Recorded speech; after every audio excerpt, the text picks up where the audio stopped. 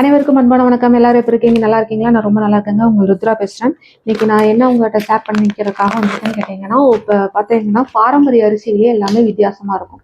நிறைய பேர் என்கிட்ட சொல்லதுன்னு கேட்டிங்கன்னா, நாங்கள் கேள்விப்படாத இல்லை எங்களுக்கு தெரியாத அரிசி பெயர்கள் மட்டும் இல்லாமல் அதனுடைய முழுமையான மருத்துவ குணத்தையும் அதை எப்படி பயன்படுத்தணும் அப்படிங்கிறதையும் எங்களுக்கு சொல்லிக் கொடுங்க அப்படின்னு சொல்லியிருக்கீங்க.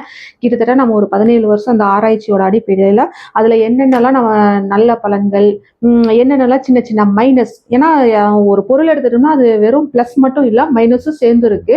அது எந்த பொருளா இருந்தாலும் ஓகேங்களா. இப்ப உதாரணத்துக்கு கருப்பு கவுனி அரிசி இருக்குன்னா உடல் அதிகமான சூடு இருக்கிறவங்க அதை அதிகமா எடுத்துக்க கூடாது, எடுத்துக்கலாம், அளவுக்கு அதிகமா எடுத்துக்க கூடாது. அப்ப இந்த மாதிரி ஒரு இதெல்லாம் இருக்கு. அதாவது யார் எடுத்துக்கணும், யாரு கொஞ்சம் கம்மி பண்ணிக்கணும் அப்படிங்கறதெல்லாம் இருக்குல்ல. அந்த முழுமையான விவரங்கள் நிறைய பேர் கேட்டிருக்கீங்க. தொடர்ந்து நம்மளோட வாட்ஸ்அப் குரூப்ல பாரம்பரிய அரிசியில் ஆரோக்கியம் அப்படிங்கிற அந்த ஒரு ஹெட்டிங்ல உங்களுக்கு என்னென்ன அரிசிகள் இருக்கு, அதோட பலன்கள் என்ன அப்படிங்கிறத நான் தொடர்ந்து பகிர்ந்துகிட்டு வந்துகிட்டு இருக்கேன். அது மட்டும் இல்லாம வண்ண மருத்துவம், அடுத்தது பாத்தீங்கன்னா நீர் சிகிச்சை, அதுக்கப்புறம் மாற்று மருத்துவத்துல நிறைய விவரங்கள், வர்ம மருத்துவம், இந்த மாதிரி எல்லாமே அரோமா தெரப்பில இருந்து எல்லாமே உங்களுக்கு எனக்கு தெரிஞ்சதெல்லாம் உங்களுக்கு எல்லாமே நம்ம குரூப்ல ஷேர் பண்ணிட்டு இருக்கோம். அதை நீங்க அதை மட்டும் தனியா ஒரு கிளாஸா வேணும்னு நிறைய பேர் கேட்குறீங்க. இல்லை அப்படி இல்லை, நான் சொல்ற விவரங்களையே ஃபர்ஸ்ட் ஆழ்ந்து நல்லா கவனிச்சு பார்த்தீங்கனாலே அதுலேயே உங்களுக்கு நிறைய விவரங்கள் வரும். இன்னைக்கு நான் என்ன உங்கள்கிட்ட ஷேர் பண்ணிக்க போறேன்னு கேட்டீங்கன்னா, இப்போ வெள்ளை கவுனி அரிசி அப்படின்னு இருக்கு. நிறைய பேர் கருப்பு கவுனி கேள்விப்பட்டிருப்பீங்க, சிவப்பு கவுனி கேள்விப்பட்டிருப்பீங்க. வெள்ளை கவுனிங்கிறது நம்ம இப்போ சீரக சம்பா அரிசி மாதிரி, அடுத்தது பார்த்தீங்கன்னா தூயமல்லி அரிசி, சிவன் சம்பா அரிசி, இந்த மாதிரி இருக்கு பாருங்க, அந்த மாதிரி வெள்ளை நிறத்துல இது இருக்கும். அடுத்தது துளசி கவுனி அரிசி, இதுவும் வெள்ளை நிற அரிசி தான் ஓகேங்களா.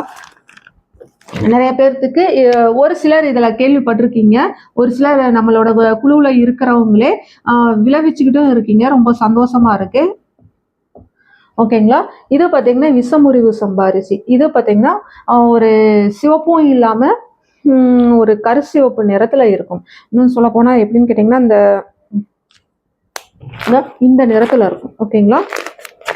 இந்த நான் விற்பனை எதுவும் நான் பண்ற யோசனை இல்லை, விற்பனைக்குங்கிறதுக்குள்ள நான் போகல. இதுக்கு முன்னாடி நான் விற்பனை பண்ணிக்கிட்டு இருந்தேன், இப்போ நான் டோட்டலா நிப்பாட்டிட்டேன் ஓகேங்களா. ஆனால் அரிசி எங்க கிடைக்கும் அப்படிங்கிற விவரங்கள் நீங்க கேளுங்க, நான் தனிப்பதிவில் அனுப்புறேன் சரிங்களா.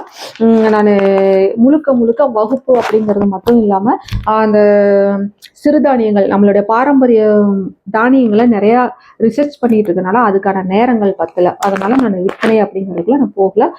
வகுப்பு, அடுத்தது பார்த்தீங்கன்னா ஆராய்ச்சி, நூல் எழுதுறதுக்கு உண்டானது மட்டும்தான் நான் செஞ்சுக்கிட்டு இருக்கேன். இந்த நேரத்துல இருக்கும் விஷமுறிவு சம்பா அரிசி. ஏன்னா நிறைய பேரு இதை கேட்டுக்கிட்டே இருக்கீங்க. விஷமுறிவு சம்பா அரிசியோட மருத்துவ பலன்கள், பொதுவா உடல்ல இருக்கக்கூடிய தேவையில்லாத கழிவுகள், நம்ம உடம்புல இருக்கக்கூடிய கழிவுகள் எல்லாமே விஷத்தன்மை வாய்ந்த கழிவுகளாகட்டும், நம்ம உடம்புல தேவையில்லாத கழிவுகள் எதுவாக இருந்தாலுமே வெளியேற்றக்கூடிய சக்தி இருக்கு ஓகேங்களா. உணவின் மூலமாக ஒரு ஆரோக்கியத்தை கொண்டு வருதுங்கிறது நம்மளுடைய தானியங்கள் மூலமாக நிச்சயமா நடக்கும். இது ஒரு கருஞ்சிவப்பு நிறத்துல இருக்கும் ஓகேங்களா. சிவப்புன்னே நம்ம வச்சுக்குவோம். கருஞ்சிவப்பு அடர்ந்த ஒரு சிவப்பு நிறத்துல இருக்கும் ஓகேங்களா. யானை திணை அப்படிங்கிறது ஒரு திணை வகை. திணையில ஒரு 4-5 வகைகள் இப்ப புழக்கத்துல இருக்கு. ஆனா பாத்தீங்கன்னா அந்த காலத்துல பாத்தீங்கன்னா நிறைய வகைகள் இருக்கு. கிட்டத்தட்ட ஒரு 25 வகைகளுக்கு மேல பயன்படுத்திட்டு இருந்தாங்க. அதுல மிக முக்கியமானது யானை திணை ஓகேங்களா. இது பாத்தீங்கன்னா கொஞ்சம் வெள்ளை நிறத்துல இருக்கும். இதோட போட்டோஸ்லாம் உங்களுக்கு அனுப்புறேன். வரகுலாம் பார்த்துருப்பீங்களா, அந்த மாதிரி இருக்கும். ஆனால் அது திணையா இருக்கும் ஓகேங்களா. இப்போ மான் செவி கள்ளி சம்பா, இது ஒரு அரிசி வகை. இது வித்தியாசமா இருக்கு அப்படின்னு ஒரு சிலர் இது பண்ணியிருக்கீங்க. இன்னும் ஒரு சிலர் இதை நான் சாப்பாட்டுக்கு பயன்படுத்திட்டு எலும்பு சம்பந்தமான பிரச்சனைக்குலாம் எனக்கு நல்ல ரிசல்ட் இருக்கு அப்படிங்கிறதையும் நீங்க சொல்லியிருந்தீங்க ஓகேங்களா. இது பார்த்தீங்கன்னா சிவப்பு நிறத்துல இருக்கும்.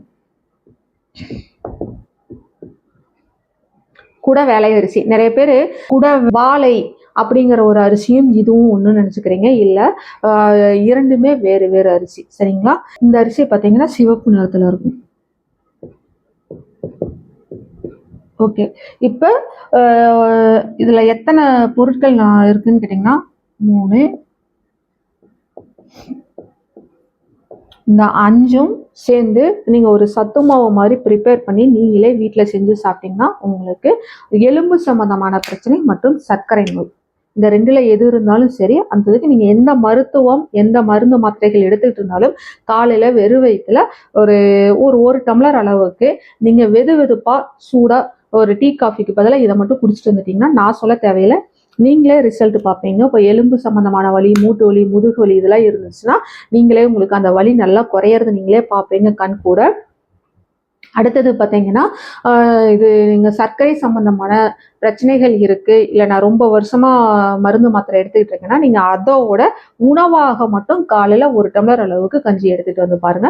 ஒரு 3 மாசம், 4 மாசம் கன்டினியூவா எடுத்ததுக்கப்புறம் நீங்களே போய் செக்கப் பண்ணி பாருங்க. டெஸ்ட் எடுத்து பாருங்க. உங்களுக்கே ஆச்சரியமா இருக்கும். அந்த அளவுக்கு சுகரோட இது கொஞ்சம் கொஞ்சமா குறைஞ்சுக்கிட்டு உடம்புல ஒரு நார்மலான ஒரு சூழல் உருவாகுறத நீங்களே பார்ப்பீங்க. ஓகேங்களா? நீங்க செக் பண்ணி பாருங்க. இப்ப இதுவே நீங்க ஒரு பிசினஸா பண்றீங்க அப்படின்னா, இத நீங்க கஞ்சி மாவா நீங்க கொண்டு போய்க்கலாம். ஓகேங்களா? இது என்னென்ன ரேஷியோல இருக்கு, இதை நீங்க எப்படி எப்படிலாம் நீங்க கஞ்சி மாவா ப்ரிப்பேர் பண்ணலாம் அப்படிங்கிறத நான் உங்களுக்கு சொல்றேன்.